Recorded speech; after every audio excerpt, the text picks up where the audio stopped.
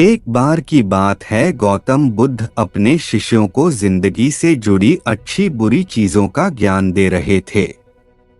सभी शिष्य उनकी बातों को बहुत ध्यान से सुन रहे थे। उन सभी में एक शिष्य ऐसा था जिसे प्रश्न पूछने की बहुत आदत थी। वो उठकर गौतम बुद्ध के पास गया और उनसे बोला, आप हमें जिंदगी के बारे में जो कुछ सिखा रहे हैं उस सब का क्या फायदा, क्योंकि हम में से बहुत से बच्चों को ये भी नहीं पता कि हमारे जीवन का मूल्य क्या है और ये जीवन हमारे लिए कितना कीमती है। पहले आप हमें ये बताइए कि इस जीवन का मूल्य क्या है। अपने शिष्य की बात सुनकर गौतम बुद्ध अपने कक्ष में गए और एक चमकता हुआ पत्थर का टुकड़ा लेकर आए। वो टुकड़ा उन्होंने अपने शिष्य को दिया और बोले, मैं तुम्हें इस जीवन का मूल्य तब बताऊंगा जब तुम इस पत्थर का सही मूल्य पता लगाकर आओगे। साथ ही ये ध्यान रखना कि तुम्हें ये पत्थर का टुकड़ा किसी को बेचना नहीं है। गौतम बुद्ध की बात मानकर वो शिष्य बाजार की तरफ चला गया। बाजार में सबसे पहले उसकी नजर एक फल बेचने वाले पर पड़ी और उसने वो पत्थर उस फल वाले को दिखाया और बोला, इस पत्थर के बदले आप मुझे कितने फल दे सकते हो। फल वाला ने बोला, ये पत्थर कुछ खास तो नहीं है, लेकिन फिर भी इसके बदले में तुम्हें 10 केले दे सकता हूँ। वो शिष्य उस पत्थर को लेकर आगे चला गया। फिर उसे एक सब्जी वाला मिला। शिष्य ने उस सब्जी वाले से उस पत्थर की कीमत पूछी। सब्जी वाले ने उस पत्थर को ध्यान से देखा और बोला, इस पत्थर की कीमत के बदले में तुम्हें ज्यादा से ज्यादा 1 बोरी भरकर सब्जियां दे सकता हूँ। इसके बाद वो शिष्य उस पत्थर को लेकर एक सोने के व्यापारी के पास गया। उस पत्थर की टुकड़े की चमक देखते ही उस सुनार ने उसकी कीमत 100 सोने के सिक्के लगाई। शिष्य ने वो टुकड़ा बेचने से मना किया तो वो सुनार उसके बदले 200 सोने के सिक्के देने को भी राजी हो गया। लेकिन शिष्य ने वो पत्थर नहीं बेचा। इसके बाद वो शिष्य एक हीरों के व्यापारी के पास गया और उनके सामने उसने वो पत्थर के टुकड़े को रख दिया।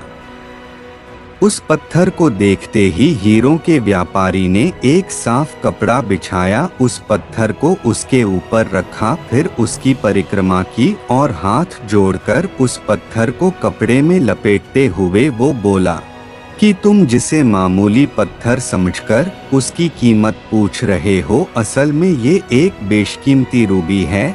ऐसा रूबी हर किसी को नहीं मिलता।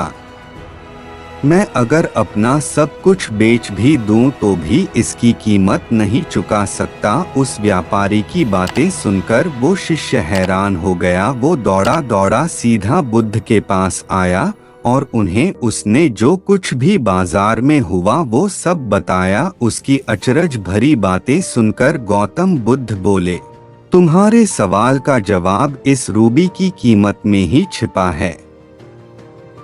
हमारा जीवन भी एक रूबी है। रूबी की तरह ये भी बेशकीमती है, लेकिन हम इस बात को हमेशा नजरअंदाज करते हैं और अपने जीवन का मूल्य नहीं समझते। हम दूसरों को देखकर और उनके जैसा जीवन जीने की कोशिश में अपने जीवन की कीमत को कम कर देते हैं। हम ये सोचते हैं कि हमारी जिंदगी की कीमत वही है जो दूसरे हमें बताते हैं, लेकिन ये बात हमेशा ध्यान रखना कि सामने वाला अपनी हैसियत, बुद्धि और अपनी समझ के हिसाब से तुम्हारी कीमत लगाता है। जिंदगी सिर्फ एक बार मिलती है, इसलिए इसको बर्बाद ना करें। अपनी जिंदगी को उतना ही कीमती समझें जितना कीमती आप अपने बैंक में रखे रुपयों को समझते हैं। आज के समय में लोग अपनी जिंदगी से ज्यादा कीमती प्यार, पैसों और दिखावे से भरी चीजों को समझते हैं। प्यार के चक्कर में लोग सुसाइड कर लेते हैं। पैसों के चक्कर में ऐसा काम करने लग जाते हैं जिससे उनकी जिंदगी बर्बाद हो जाती है। नाम कमाने के चक्कर में उल्टे सीधे काम करने लग जाते हैं।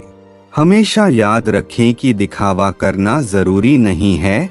प्यार दोबारा मिल सकता है, पैसा फिर कमाया जा सकता है, लेकिन जिंदगी को फिर से पाया नहीं जा सकता। इसलिए अपनी इस बेशकीमती जिंदगी को अच्छे से जिएं, हर पल का आनंद लें। कभी ये ना सोचें कि आप इस दुनिया में किसी काम के नहीं हैं, ना कभी ये सोचें कि आपकी जिंदगी व्यर्थ है।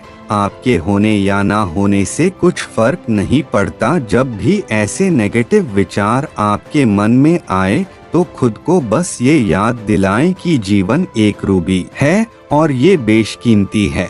दोस्तों, आपको ये कहानी कैसी लगी कमेंट में ज़रूर बताएं और ऐसे ही इंटरेस्टिंग कहानी सुनने के लिए हमारी चैनल को सब्सक्राइब करके रखें।